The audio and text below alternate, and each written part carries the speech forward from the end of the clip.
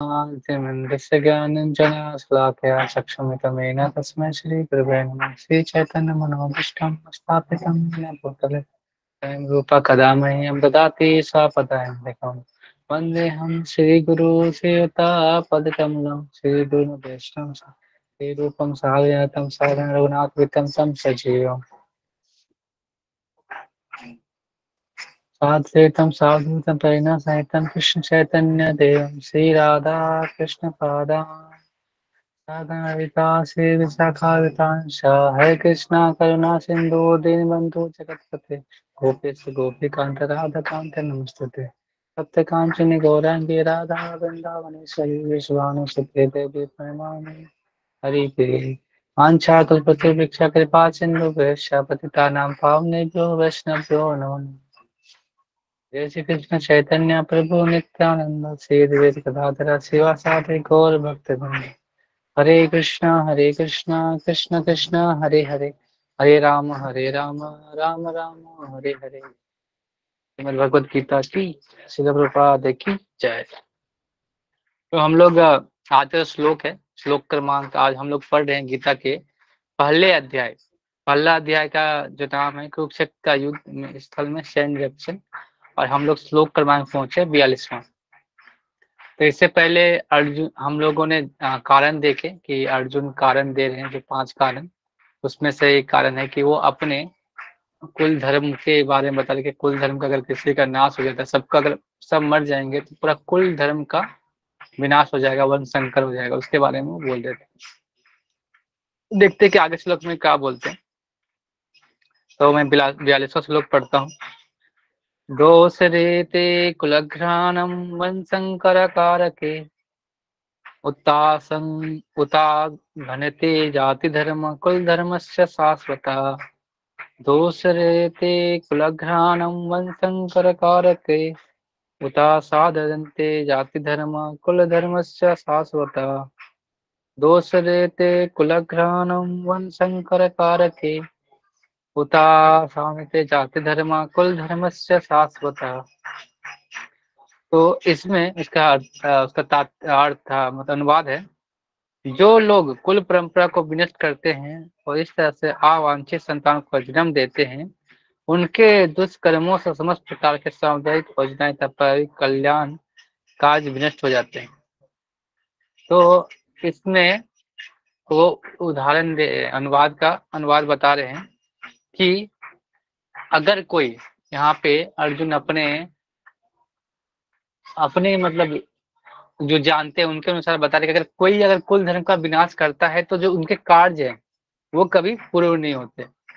उसके बारे में वो चर्चा कर रहे हैं। तो इसमें एक उदाहरण से समझ सकते हैं कि उदाहरण पेश कर सकते हैं कि अगर कोई जैसे वो अर्जुन को लग रहा है कि अगर जैसे कोई एक रूम है, उसमें अगर हम आग जलाते हैं, आग जल जाता है, तो उससे अगर एक पर्सन को हम किसी को मारना चाह रहे हैं, तो उससे अगर 100 व्यक्ति मर गया, मतलब और भी घरों में आग लग गया तो और 100 व्यक्ति मर गए, तो उसका सारा पाप किसको आएगा? वो अर्जुन पे आएगा। तो उस डर से उस डर से क्या कर रहे हैं, जो अच्छा कर रहे हैं, मतलब जो बुरा कर रहे हैं, उनका हम उसको नाश नहीं कर रहे, यह सोचकर अर्जुन उनको मारने चाहता है। मतलब अगर क्या वो सोच रहे हैं कि अगर दुर्योधन को मारेंगे तो उनके साथ जो भी लोग हैं वो सारे लोग मर जाएंगे, तो पूरा कुल का क्या हो जाएगा? विनाश हो जाएगा। इसीलिए वो क्या बोल रहे हैं, इसीलिए वो युद्ध करने की चेष्टा नहीं कर रहे। तो तात्पर्य में क्या लिख रहे हैं प्रपात, उसको तात्पर्य को पढ़ते हैं। सनातन धर्म या वर्णाश्रम धर्म द्वारा निर्धारित मानव समाज के चारों वर्णों के लिए सामुदायिक योजनाएं तथा पारिवारिक कल्याण का इसीलिए नियोजित है कि मनुष्य चरम मोक्ष प्राप्त कर सके। अतः समाज के अनु उत्तरदायी नायकों द्वारा सनातन धर्म परंपरा का विखंडन उस समाज में अव्यवस्था को फैलाती है। फलस्वरूप लोग जीवन के उद्देश्य मनुष्य विष्णु को भूल जाते हैं। ऐसे नायक अंधे कहलाते हैं और जो लोग इसका अनुगमन करते हैं वो निश्चय ही कुव्यवस्था की ओर अग्रसर होते हैं। तो इसमें प्रपात लिख रहे हैं कि जो सनातन धर्म वर्णाश्रम धर्म है, जो हम लोग जो वर्ण व्यवस्था है, जो आश्रम की व्यवस्था है, उससे क्या होता है, चारों वर्णों के व्यवस्थित ढंग से क्या करते हैं, अगर कोई अगर भक्ति करना चाहता है तो वर्णाश्रम व्यवस्था के एक एक व्यवस्था देती है जिससे हम भक्ति का संचार कर सकते हैं। तो अगर कोई उस धर्म का वर्णाश्रम को विघटन कर देता है तो पूरा क्या होगा, जो जितना भी समाज की व्यवस्था क्या हो जाएगा, उसका विखंडन हो जाएगा। तो सारा दोष किसके आएगा, जिसपे ने विखंडन किया। तो इस व्यवस्था के अनुगमन के कारण वो क्या बोल रहे हैं कि वो इसीलिए अर्जुन डर रहे हैं कि अगर अगर कुल धर्म का विनाश हो गया तो मेरा एक मतलब वो दुर्योधन को मारना चाहे, लेकिन उसके साथ जितने लोग उनको मारने के कारण क्या होगा, पूरा जो पाप है उनके पर आ जाएगा। इसके वजह से वो युद्ध करने के लिए ना कर रहे। इसमें क्योंकि अर्जुन उस समाज के क्षत्रिय के रूप में है और उस समाज के उच्च पद में है, तो उनका धर्म बनता है कि क्या करे, भगवान मतलब उस वर्ण व्यवस्था को और इस व्यवस्था को बनाए रखे। अगर वो व्यवस्था को तोड़ते हैं तो उसके वजह से क्या होगा, ये सारी क्रियाएं, कुल धर्म का नाश हो जाएगा। इसके वजह से वो पूरी तरह से पूरी तरह से वो युद्ध करने के लिए तैयार नहीं हो रहे। तो यहाँ पे एक और है, कुल धर्मश्च शाश्वता। और ये भी है कि अर्जुन सोच रहे हैं कि हमारा जो कुल धर्म है वो शाश्वत रूप में, पहले भी श्लोक में पढ़ सके कि जो हमारा, वो सोच रहे कि जो कुल धर्म है वही सनातन है, लेकिन ऐसा नहीं है। कुल धर्म सनातन नहीं है। कुल भक्ति धर्म है, जो भगवान के पास हमारा संबंध जोड़ता है, वो सनातन है। उस सनातन के बारे में सोच रहे हैं, लेकिन वो क्या कर रहे हैं, अर्जुन जो मेटेरियल कॉन्सेप्ट मतलब अपना जो देहात बुद्धि से सोच रहे हैं कि हम अगर ऐसा कुछ करेंगे तो हम पाप भोगेंगे, और इसके वजह से वो क्या कर रहे हैं, बार बार उसमें उसको छोड़ रहे, उसको युद्ध करना नहीं चाह रहे, इसके कारण, और उस व्यवस्था को निकलना चाह रहे। ओके, तो इसको फिर हम नेक्स्ट श्लोक लेते हैं। नेक्स्ट श्लोक में क्या बोल रहे हैं, अगर किसी को सवाल, तो हम इसके 2 श्लोकों के बाद हम सवाल इसका क्वेश्चन आंसर करेंगे। तो दूसरा श्लोक है, 33वां श्लोक है। इसमें बोल रहे हैं, उत्तृष्ण कुल धर्मणाम मनुष्यानम जनार्दन नरके नियतम वासो भवति भवति इति अनुसुसर्मा। उत्तृष्ण कुल धर्माणां मनुष्यानम जनार्दन नरके नियतम वासो भवति इति अनुसुसर्मा। उत्तृष्ण कुल धर्माणां मनुष्यानम जनार्दन नरके नियतम वासो भवति इति अनुसूचना। हरे कृष्ण। तो अगर कोई रिपीट करना चाहते तो कर सकते हैं इस श्लोक को।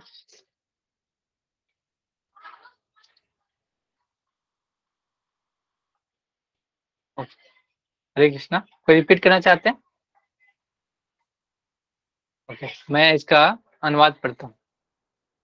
हे प्रजापालक कृष्ण, मैंने गुरु परंपरा से सुना है कि जो लोग कुल धर्म का विनाश करते हुए सदैव नरक में वास करते हैं। तो यहाँ पे एक वर्ड है जनार्दन।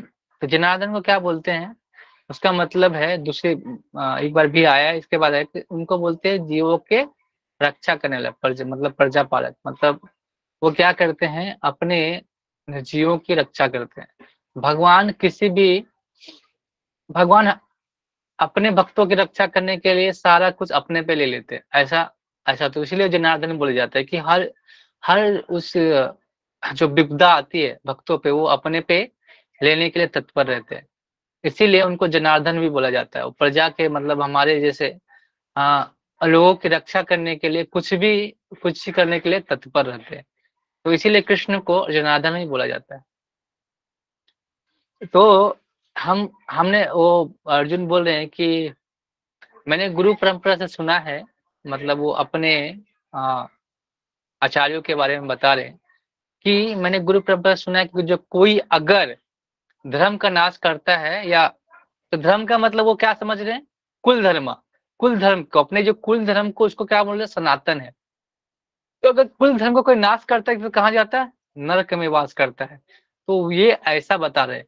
लेकिन वो किस लेवल में बता रहे हैं, जैसे कि कोई धर्म का लेवल होता है, उच्च लेवल, जैसे कि सबसे ऊपर है भक्ति धर्म, तो उसके नीचे भी बहुत सारी चीजें हैं। तो अगर कोई, लेकिन वो क्या सोच रहे हैं अभी, नीचे वाला जो है ना, नीचे लेवल पे अभी जो अर्जुन बात कर रहे हैं, उस लेवल पे बात नहीं कर रहे, उस हाई लेवल पे नहीं जा रहे हैं। सुप्रीम जो सनातन है उसके बारे में वो बात नहीं कर रहे हैं। तो मल्टीपल लेवल होता है, कोई भी धर्म है, कोई मतलब भक्ति है, तो उसका मल्टीपल लेवल। तो हाईएस्ट लेवल क्या है? भक्ति। तो उस लेवल पे नहीं आके भक्ति मतलब जो भगवान को जो इच्छा है, भगवान को जो अच्छा लगता है, भगवान के लिए जो किया जाता है, वो सबसे उत्तम है। तो अभी क्या सोच रहे हैं? ये सोच रहे हैं कि अर्जुन, कि मैं अगर अगर पाप करता हूं तो मुझे नरक में भोगना पड़ेगा। तो अर्जुन को इतना तो पता है कि वो शरीर नहीं आत्मा है, और अगर हम मरते हैं तो हमें उस जो कर्म करते हैं उसका प्रतिफल उसको भोगना पड़ता है। तो इतना तो लेवल है कि वो जानते हैं कि शरीर नहीं आत्मा, लेकिन अभी भी वो किस तरह सोच रहे हैं? देहात बुद्धि से सोच रहे हैं। अपने अपने कर्म फलों के अनुसार सोच रहे हैं, देहात बुद्धि के अनुसार सोच रहे हैं। इसके कारण क्या है? वो वो उस जो भगवान के जो इच्छा है उसके तक अभी तक नहीं पहुंच पा रहे। तो अभी तात्पर्य में प्रपाद लिखते हैं, तो मैं इसको पढ़ता हूँ थोड़ा, उसके बाद हम लोग इसके बारे में अ, तो इसको एक उदाहरण समझ सकते हैं। जैसे अगर हमें अगर हमको कोई फल, अगर हम कुछ कर रहे हैं या देहात बुद्धि में सोच रहे हैं, तो हमें क्या रहता है? देहात बुद्धि की इच्छा, फल की इच्छा रहती है।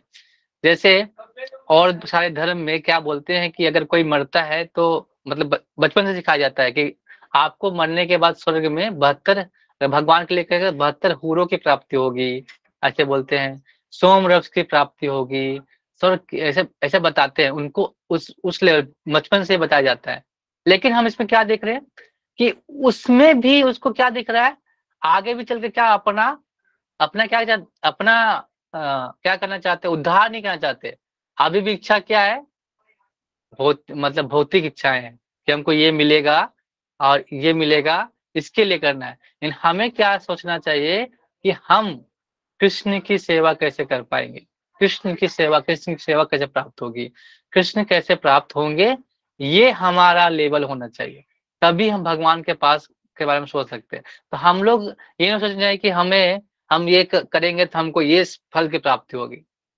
जैसे बोलते हैं ना कि अगर जो अभक्त होते हैं वो भगवान को क्या कहते हैं? भगवान की इच्छा, भगवान को पाने नहीं, भगवान को आने के लिए बोलते हैं अपने पास। लेकिन जो भक्त होते क्या? भगवान की प्रतीक्षा करते हैं। भगवान की प्रतीक्षा करते हैं कि भगवान उनको बुलाएंगे, उनको लेके जाएंगे।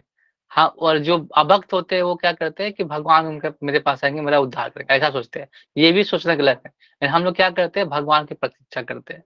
तो जैसे कि सबरी सबरी थी, उन्हें कितने सालों तक तपस्या का मतलब भगवान का वेट किया, राम के आने का। रोज वो बैर बैर बिनती थी, रखती थी कि भगवान आएंगे, उनको मैं दूंगा, ऐसा।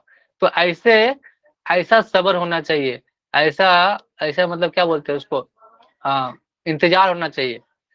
तो अगर उस तरह की भक्ति हो तभी हम भगवान की सेवा कर सकते हैं। ऐसा नहीं कि हम और भी धर्मों में क्या बोलते हैं कि हम लोग क्यों करेंगे, पुण्य कर्म क्यों करेंगे, भगवान की सेवा क्यों करेंगे? कि हमको ये प्राप्त होगा, हमको ये प्राप्त होगा। तो इसीलिए वो क्या हो गया? वो प्यार नहीं है। प्यार का मतलब होता है, प्रेम का मतलब होता है कि दूसरे के प्रति प्रेम, मतलब दूसरा को क्या इच्छा है उसके लिए करना, दूसरे की खुशी क्या है, भगवान की खुशी क्या है, उसके लिए करना। ये नहीं कि मेरी खुशी क्या है उसमें, मुझे क्या मिलेगा। अब माँ कोई कोई माँ है, अपने बच्चे को प्यार करती है तो सोचती थोड़ी है कि मुझे इससे क्या मिलेगा। वो तो प्यार करती है, निस्वार्थ प्रेम करती है। एक दुनिया में यही एक प्रेम है जो निस्वार्थ है, और बाद लास्ट में भगवान। नहीं तो हर कोई किसी से कोई प्रेम कर रहा है तो कुछ ना कुछ स्वार्थ है, कुछ न कुछ इच्छा है, उसके वजह से हम लोग क्या करें? प्रेम कर रहे हैं। तो अभी अर्जुन की ऐसी हालत है कि वो सोच नहीं पा रहे उस लेवल पे।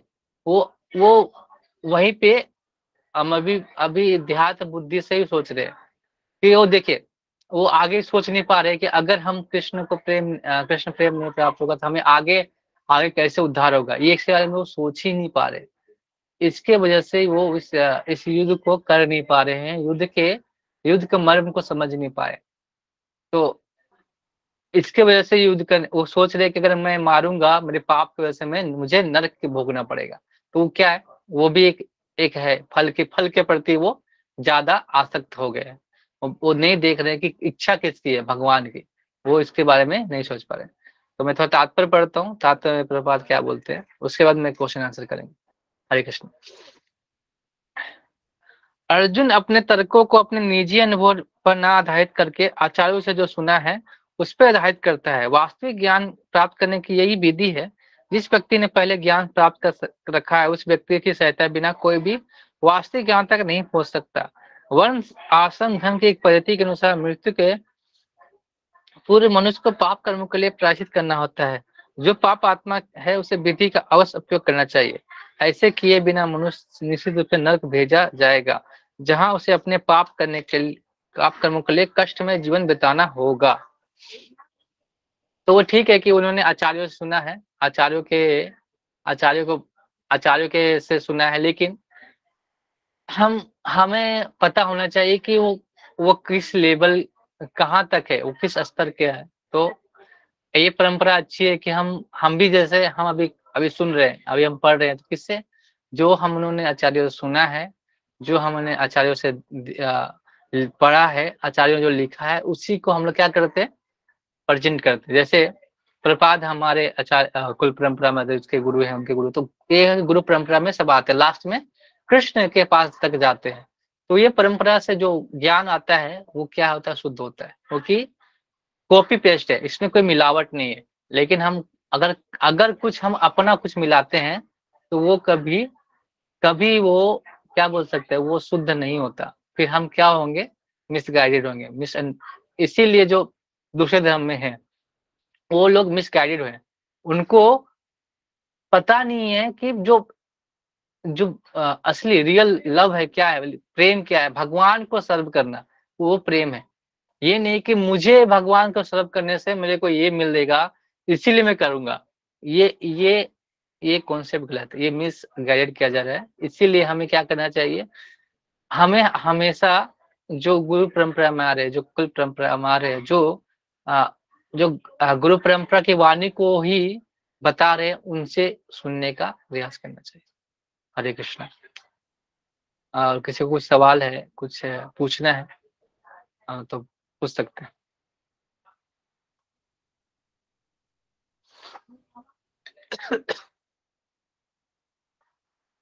इसमें दो श्लोक है, दोनों श्लोक से कुछ क्वेश्चन है तो पूछ सकते हैं।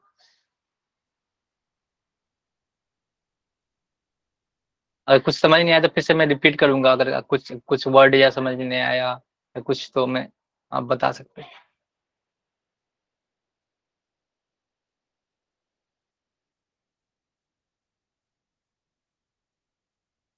ओके। हरे कृष्णा।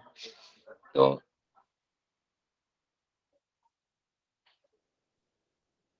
मैं रिकॉर्डिंग थोड़ा स्टॉप करता हूँ।